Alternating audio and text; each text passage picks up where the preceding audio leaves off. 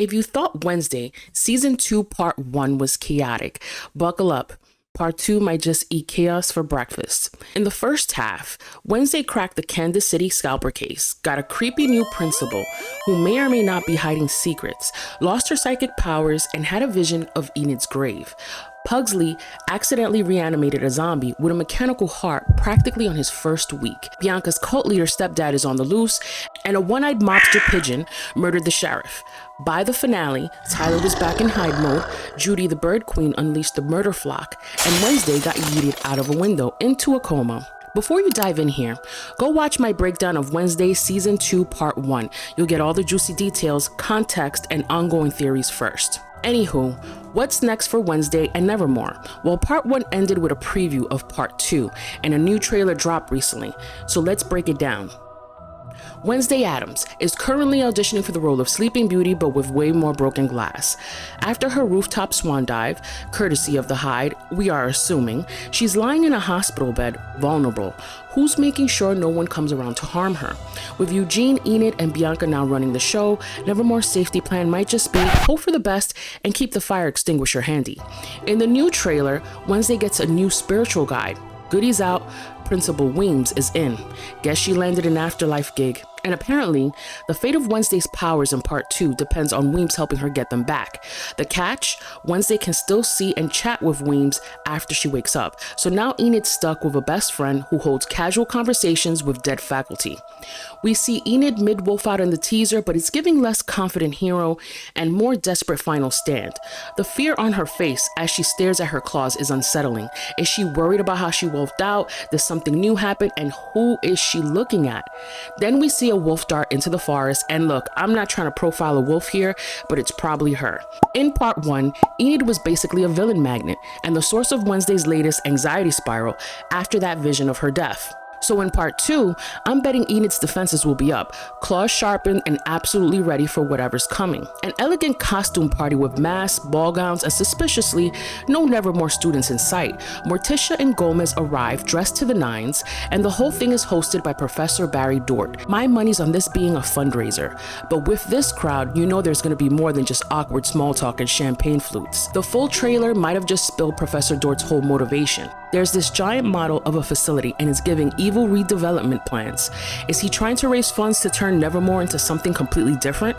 The model honestly looks like the prison of the future. Who are the shadowy figures backing him, and what's their ultimate plan? While the preview shows Tyler wearing a hood like he's joined the Nightshades and hanging out in the sewers with not much context, the full trailer really sheds light on what Tyler's been up to. He's rocking that malicious smirk, still clearly plotting something against Wednesday and Enid. Remember at Willow Hill, he told Wednesday he wanted her to watch him hurt Enid, and Tyler doesn't seem like the type to just let that go. Tyler's definitely not alone in the sewers. Someone comes to see him, and I'm betting money that this is the real puppet master controlling him. Tyler is lurking at Outcast Remembrance Day, a hooded parade that seems to pay homage to fallen outcasts with a cyclops and maybe a minotaur. He locks onto someone, Wednesday or Enid maybe? Either way, Enid later ends up in a building in the cemetery and is forced to defend herself with a sword. No worries, she isn't alone. She faces Tyler's hide form with Bianca, Ajax, and the crew. We don't know how it turns out, though I'm picturing Wednesday popping up from behind for the perfect ambush. Pilgrim World is throwing a carnival for something called Los Spookies Night, and it looks like a wonderful Halloween celebration. But it's also practically begging to be the backdrop for a showdown. And guess who shows up? Our resident rogue zombie, Slurp. Not only is his face looking surprisingly fleshy these days, apparently eating human flesh really is good for the complexion. By the next clip, he's sporting a full head of hair. We also see two people run toward the skull tree, Enid and possibly Wednesday's stalker, Agnes DeMille, since she's got red hair, but there are no pigtails. Since the skull tree is linked to the zombie, this might confirm that they will be involved in taking him down. Slurp is looking dangerously close to fully human now, and you might be wondering, if he's human again, why is he a threat? Well, he was a child genius obsessed with experiments. I'm guessing his plans are about to get a whole lot bigger and way more dangerous. Then there's the Watchtower explosion. It's a shot-for-shot match with the stop-motion animation at the start of the season when Ajax tells Slurp's origin story. It looks like history is about to repeat itself, and Slurp's lab is going to be blown to smithereens again. In the clock tower, Wednesday wields an axe. Safe to assume she's coming for Slurp's newest science disaster. On Professor Dort's orders, Bianca finally meets Grandma Frump. Grandmama's got a pink halo around her head, a classic siren takeover, and Bianca's hand on her shoulder.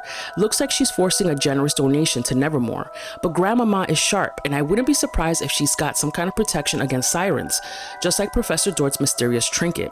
Then again, maybe she just hands over her fortune from the family's wildly successful funeral business. Also, Grandmama's in the same room as Dort's giant model, so yeah, pretty clear they're eyeing her wallet to bankroll the big shiny facility or corporation. Morticia's plucking petals from roses, an iconic throwback to Angelica Houston's 90s Morticia, snipping blooms to leave a perfect row of thorny stems. Not necessarily a theory here, but it's actually really nice to see them give kudos to the 90s version of the Addams Family. Then there's Wednesday Morticia and Grandmama holding a seance, but who are they trying to reach? And where's Ophelia during this cozy little family moment? It is possible that the woman that Wednesday released from the prison is not Ophelia at all, given that she's not participating in this family function. Who is she? And what are they up to? And that's just the tip of the iceberg. Ajax goes full Medusa, Uncle Fester has more giggle-filled adventures, cops show up for something, Pugsley rocks a skeleton costume, Wednesday dashes through the woods in full gown, and there's a broken Addams headstone that could be anyone, but we're assuming that they're insinuating that it's Wednesday. Part 2 is shaping up to be an absolute blast. If you got a theory wilder than mine, drop it in the comments. I'm reading them all. Don't forget to like, subscribe, and turn on notifications so we can recap and theorize together after Part 2's big debut September 3rd.